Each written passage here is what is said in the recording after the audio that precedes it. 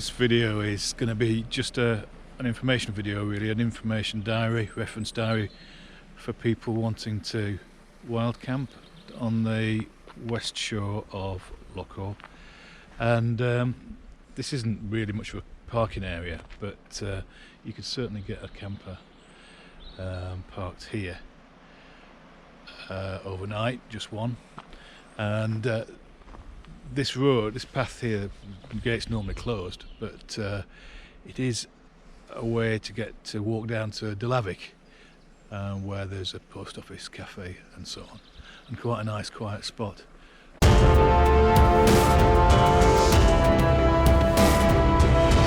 Top tip, don't park in parking spaces like this, particularly in the week, because it's a logging track and the logging trucks come through, and they can get quite annoyed if you're parked in the passing places.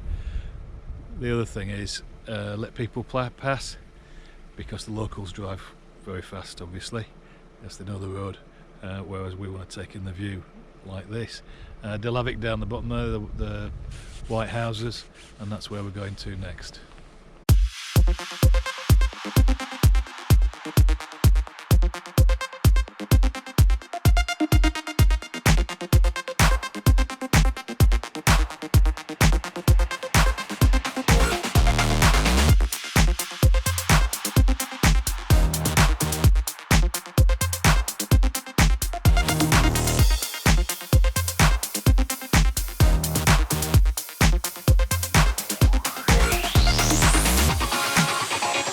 Kind of a quaint concept to call this hotel Loch Avich.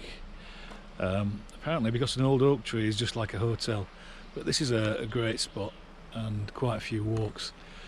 There's an Oakwood trail, 2 miles, but actually if you go this way you can get up, walk all the way up to Loch Avich, and which is at the top of the hill there and creates the falls of Avich. Great parking spot, great wild camping spot, tables, and Loch Avich is a great little village. There's a real community spirit here. They've got, and I'll show you later, but they've got post office here, cafe, shop, and there's a holiday chalets, which they have a restaurant there, which is open a couple of days a week, and they even built their own hydropower community project from the falls of Avich. So a nice spot and some great walks.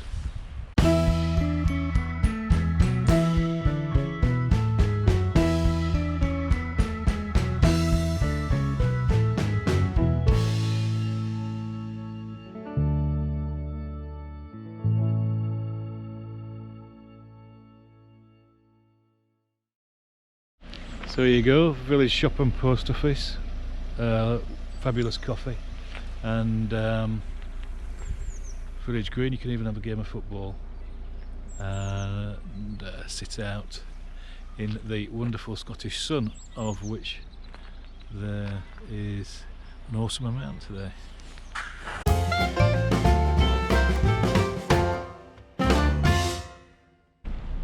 This is just south of Loch Avich, it's not very far.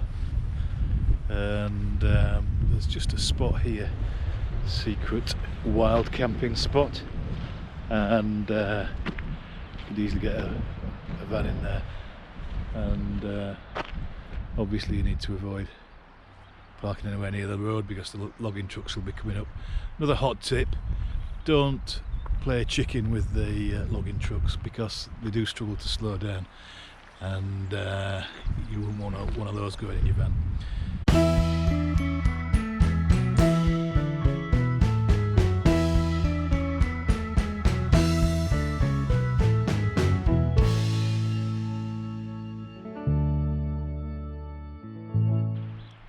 This is another top spot. Just forgot to mention that the road down the side of Loch Avich, this west shore, is actually a National Cycle Network route number 78, so quite a punishing bike ride. This is Crooken, plenty of space for a couple of vans, and a great little walk down here which takes you down to the loch and through a forest with tall trees, although I've always thought that the trees in Scotland were quite tall anyway, for the majority, well certainly in the Highlands. And very peaceful. You don't really get much traffic south of Loch Avich. It's the last major community, it's just houses, and then it's all the way down to Ford from here.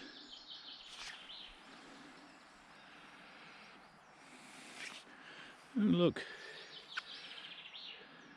as you follow the trail along, look out for the remains of an Iron Age crannog in the water. Brilliant.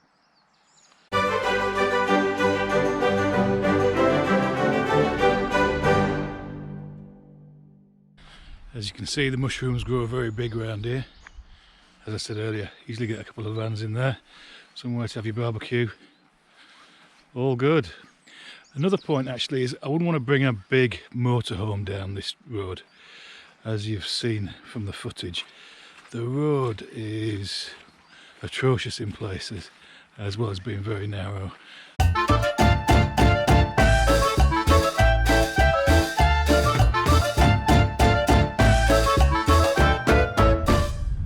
So for once, this isn't a Forestry Commission car park, but there's enough space to get 2 or 3 vans in here, and it is a magnificent little secret spot with a view, with this view. I mean, can you imagine waking up to this in the morning? Just fabulous.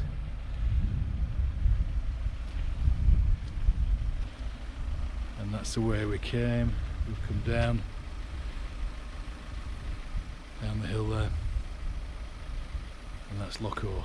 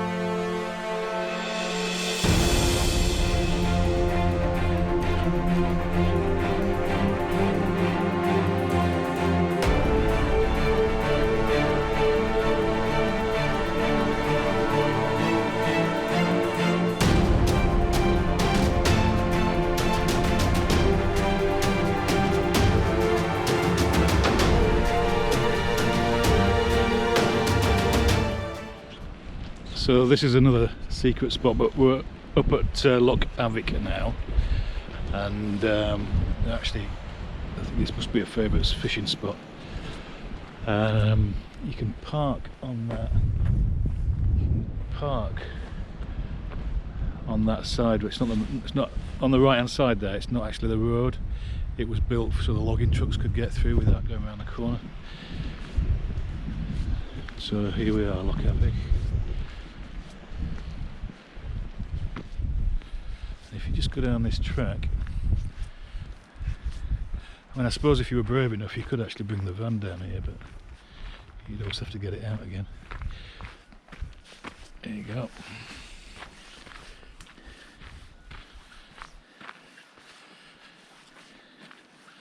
Bit of a parking space, and this is Loch Avich, which is just magnificent. Very, very quiet up here. There are about 3 houses, I think, according to the postman. So you don't really get much traffic. Although this road,